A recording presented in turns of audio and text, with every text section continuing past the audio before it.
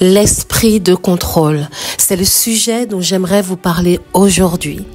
Parce que à un jeune âge, lorsque j'ai eu cette soif et cette faim de trouver Dieu, à cause de ce qu'il a fait pour moi avant que j'arrive dans l'église, à partir de ce jour, je l'ai recherché pour le connaître plus. Alors, si tu es chrétien, chrétienne, né de nouveau et que tu as eu cette soif de spiritualité, cette soif de rencontre avec ton Créateur, cette soif d'en savoir plus sur la personnalité de celui qui t'a mis au monde, sache que tu es sur la bonne vidéo. Parlons de cet esprit de contrôle qui rôde comme un cancer dans les églises actuelles. Comment reconnaître un esprit de contrôle? Très souvent, la base de cet esprit, c'est la peur. Quelqu'un qui veut te contrôler, c'est quelqu'un qui a peur de ce que tu peux faire, de ce que tu peux devenir et de ce que tu peux produire. L'esprit de contrôle, c'est quelqu'un qui veut absolument que tu lui sois soumis. J'aimerais éclaircir quelque chose sur la soumission. Dieu n'a pas créé l'être humain pour créer cette hiérarchie de supériorité sur un autre être humain. Dieu n'a jamais demandé à l'homme de contrôler, d'assujettir et de soumettre l'homme. Il lui a demandé d'assujettir, de soumettre le monde et ce qui l'environne, le monde spirituel, et de l'assujettir. Mais à aucun moment Dieu ne t'a créé pour contrôler un autre être humain. Si tu es dans cette spirale-là, si tu es dans cette position-là, d'ailleurs, si tu as une position d'autorité dans l'église ou même à ton travail et dans ta famille, sache que Dieu ne t'a pas créé pour contrôler les autres. Il t'a créé pour dominer, assujettir et multiplier ton environnement. Si tu es dans une église, si tu es dans une assemblée, si tu es dans un endroit qui est censé être une atmosphère propice à la présence de Dieu, propice à ton développement, propice au Saint-Esprit, propice à la découverte de nouvelles choses. Tu sais, les clés du royaume qu'on est censé te donner pour justement assujettir, multiplier, mais que à la place de ça, tu es dans une atmosphère bizarre. Ce que j'appelle bizarre, c'est une atmosphère gênante, une atmosphère lourde, une atmosphère qui te met dans une position où il y a de la crainte malsaine, de la crainte de l'homme. Ou au contraire, au lieu de t'accompagner, de t'encourager, de te féliciter, de t'élever, on te ridiculise, on utilise ton témoignage, ta vie, et on le rend comme s'il ne valait rien. On t'écrase, on t'humilie en public, on t'humilie en petit comité. Des gens ont des discussions en groupe contre toi. Des gens essayent de salir ta réputation auprès de d'autres personnes. Sache que l'endroit où tu es est un endroit où il y a un esprit de contrôle. L'esprit de contrôle, ou le monitoring spirit, comme on pourrait l'appeler aujourd'hui, c'est des gens qui viennent s'immiscer de manière insigneuse, de manière malsaine dans ta vie. Que tu sois célibataire, que tu sois en couple, que tu aies déjà 3, 4 enfants, si des personnes en autorité, des personnes de ton entourage viennent curieusement poser des questions gênantes sur ta vie, tes choix, ton choix de travail, ton choix de maison, ton choix d'éducation avec tes enfants, ta relation avec ton époux, ton épouse, et essaye de mettre un esprit malsain, tu sais, en mode ta femme est une mauvaise femme. Attention à ta femme dans ce qu'elle va te dire. Attention à ce que ta femme pourrait vouloir te faire faire comme choix. Ils sont là autour de toi, ils observent tes enfants comme un lion rugissant et ils viennent avec cette graine de l'esprit de rébellion pour briser ta famille et ta relation entre toi et tes enfants et récupérer tes enfants pour leur projet à eux. Ce genre de personne qui vient te voler ton autorité en tant que parent, qui vient marcher sur l'autorité que Dieu t'a donnée d'abord à toi pour tes enfants. Et en général, ce sont même des mentors qui veulent te remplacer. Ça te méprise, mais ils veulent quelque chose à toi. Sache qu'il y a un esprit de contrôle derrière tout ça, qui essaye de t'emmener dans cette position de gloire, d'enfant de Dieu, à une position d'esclavage. Est-ce que tu sais que Dieu t'a sorti de la servitude pour que tu ne puisses plus jamais te remettre sous le joug de la servitude de quelqu'un d'autre, d'une autre personne humaine? Je t'invite à lire Galates 5. C'est pour la liberté que Christ nous a affranchis. Demeurez donc fermes et ne vous laissez pas mettre de nouveau sous le joug de la servitude. Il est donc possible de nouveau de retomber sous un joug de quelqu'un d'autre si nous ne faisons pas attention.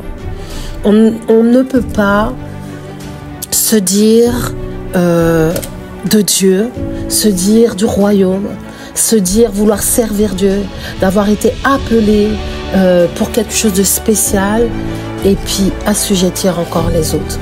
On est en 2024 et en 2024, on doit faire attention à garder cette crainte présente dans notre cœur, dans la manière dont nous voulons intervenir dans la vie des gens.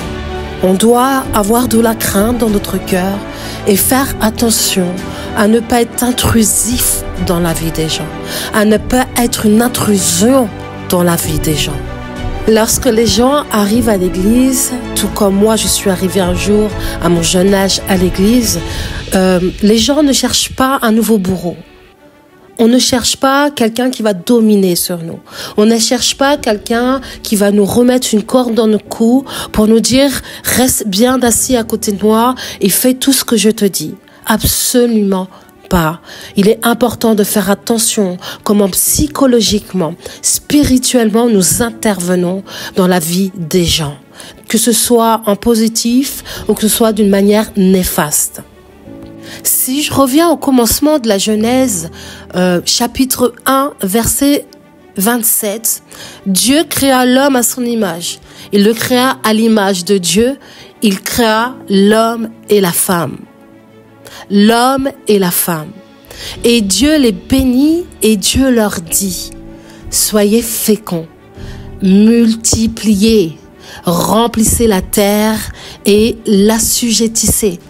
Et dominez sur les poissons de la mer, sur les oiseaux du ciel et sur tout animal qui se meut sur la terre. Tu te rends compte que Dieu t'avait demandé de dominer sur les animaux, que ce soit dans le ciel, sur la terre, dans la mer. Aujourd'hui, combien d'hommes peuvent dire que face à un lion, ils sont capables de faire en sorte d'avoir aucune crainte, aucune peur et d'assujettir ce lion? Combien de gens face à des crocodiles fuiraient? Combien de personnes détestent les mygales? Combien de personnes détestent les boas? Vous savez, ce gros serpent énorme qui peut avaler un être humain s'il veut. Et pourtant, Dieu t'avait demandé d'assujettir et de dominer sur eux. Combien de personnes vont dans la mer face à des requins, face à des choses comme des pieuvres ou autres, et peuvent mettre leur peur et leur crainte sous leurs pieds? Et le pire, c'est que Dieu a également dit, voici, je vous donne toute herbe portant de la semence et qui est à la surface de toute la terre, et tout arbre ayant en lui du fruit d'arbre et portant de la semence. Ce sera votre nourriture. Voilà ce que Dieu nous avait donné. Voilà sur quoi nous devions dominer. Voilà ce que nous devions assujettir. Tout animal de la terre, tout oiseau du ciel, tout ce qui se meut sur la terre, ayant en soi un souffle de vie. Il nous a dit, je te donne toute herbe verte pour nourriture. Et cela fut ainsi. Depuis le commencement, il a créé jusqu'à aujourd'hui. Mais combien peuvent dire réellement qu'ils arrivent à faire pousser des tomates, des courgettes, des petits ronds? Combien d'entre vous arrivez à faire pousser des herbes? Non, tout le monde va se servir dans un centre commercial. Tout le monde va chez maraîcher, chercher des choses parce qu'on a oublié cette sagesse et cette intelligence que Dieu nous avait donnée au commencement. Dieu, il a vu tout ce qu'il avait fait. Et voici, cela a été très bon. Très bon. Il a estimé que tout ce qu'il nous avait donné nous suffirait. Mais est-ce que ça nous suffit réellement aujourd'hui? Il suffit de regarder à quel point nous aimons mettre les autres sous le joug de l'esclavage, sous la domination, sous une soumission malsaine. Il est temps d'avoir de la crainte de Dieu dans nos cœurs. La vraie crainte qui nous empêche de traiter les autres comme s'ils n'étaient rien. De regarder les autres comme si leur vie était insignifiante. De regarder des familles pour les détruire de la racine. De diviser des couples. De diviser des hommes à l'attachement de leurs femmes et des femmes à l'attachement de leurs époux. Il est temps de se retirer, peu importe ta position en Christ, dans le royaume, dans l'église, dans une assemblée. Tu dis vouloir suivre et servir Dieu. Ton assouvissement envers d'autres personnes doit s'arrêter maintenant, dans la crainte, dans le pardon, dans le fait de reconnaître que tu as mal agi, que tu as mal fait, que tu as détruit. Lorsqu'on est responsable, lorsque Dieu nous met dans une position de conscience, Dieu compte sur nous pour bien refléter sa personnalité, bien refléter son amour, bien refléter sa façon de faire, sa façon de penser, sa façon de regarder les autres. Lorsque nous faisons mal, nous n'avons pas la pensée de Dieu et le comportement de Dieu. Lorsque nous faisons mal, nous avons le comportement de celui qui a été jeté du ciel, Satan, de l'ennemi suprême de ce monde, le diable.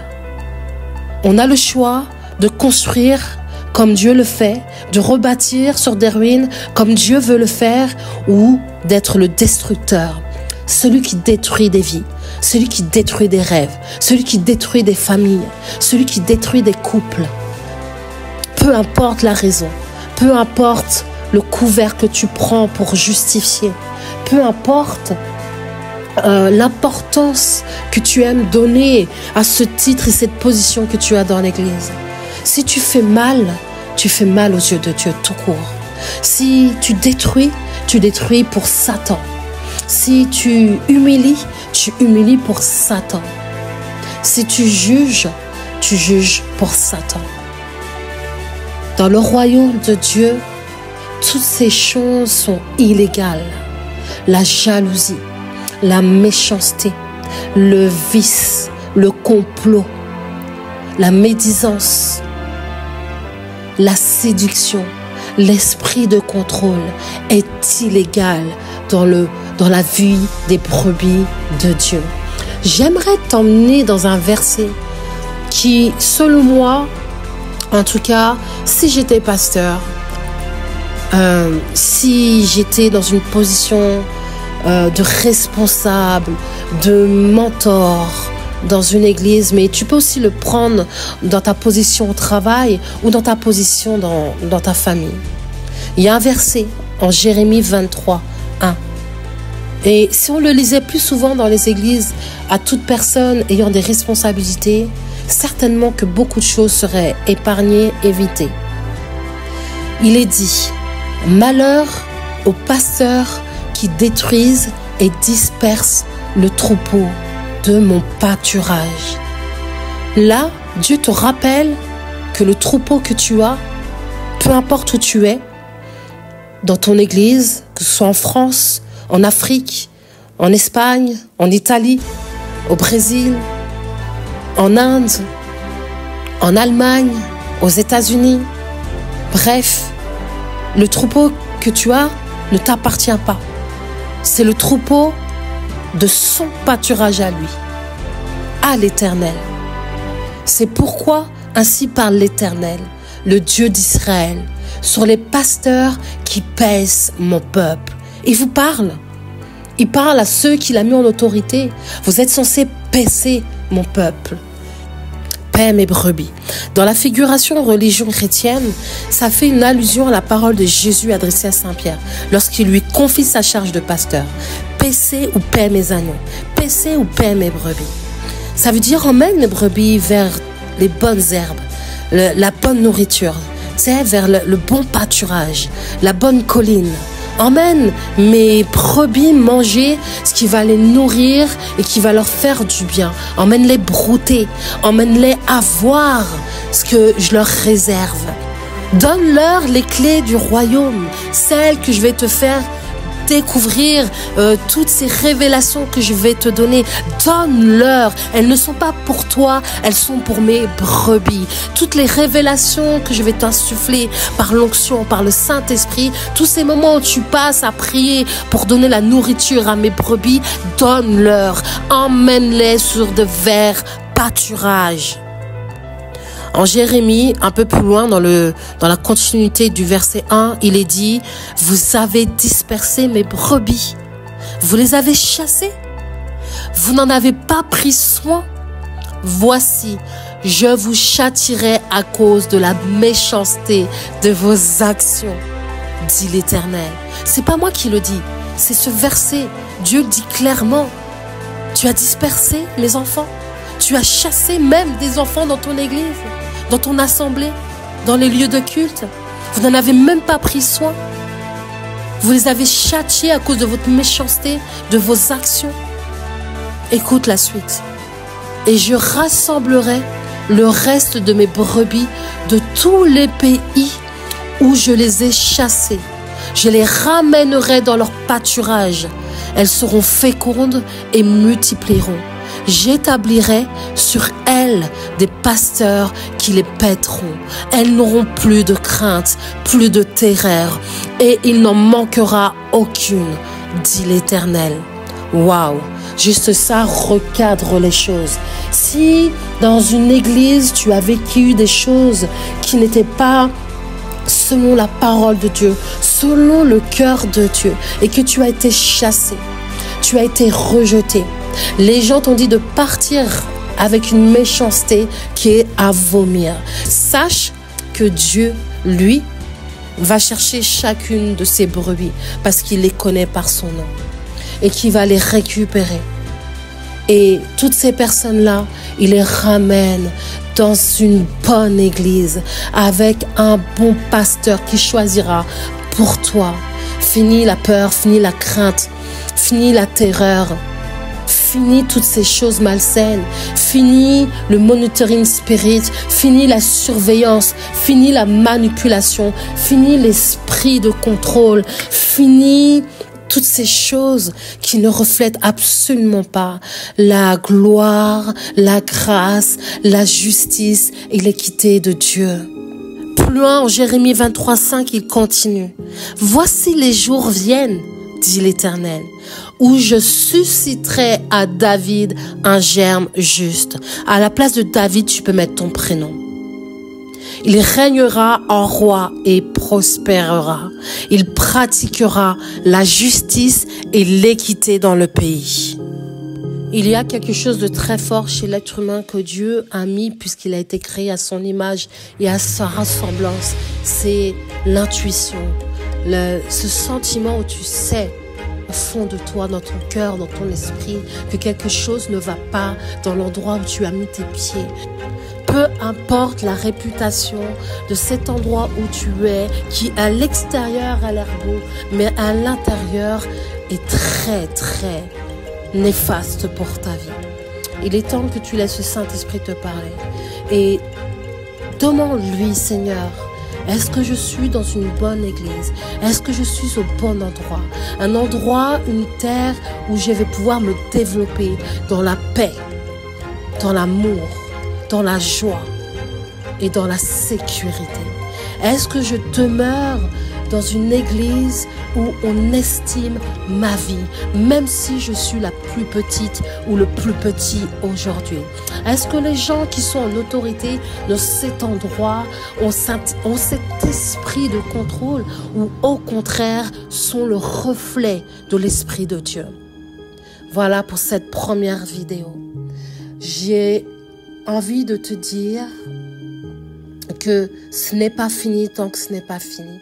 et que Dieu peut continuer à utiliser ta vie dans un nouvel endroit, dans un nouveau lieu de culte, avec un homme de Dieu qui a la crainte et l'amour pour les brebis. Et qui s'y tiendra jusqu'au retour du roi, jusqu'au retour de notre Seigneur.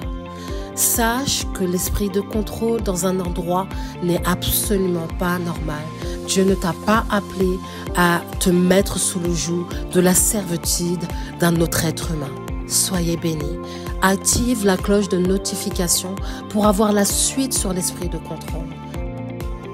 Mets un petit pouce bleu pour m'encourager et faire que mon travail compte sur YouTube et que l'algorithme le met encore plus en avant pour libérer et délivrer ceux qui ont besoin d'entendre ce message. C'était Frenchy Glam Fashion. Je vous dis à bientôt.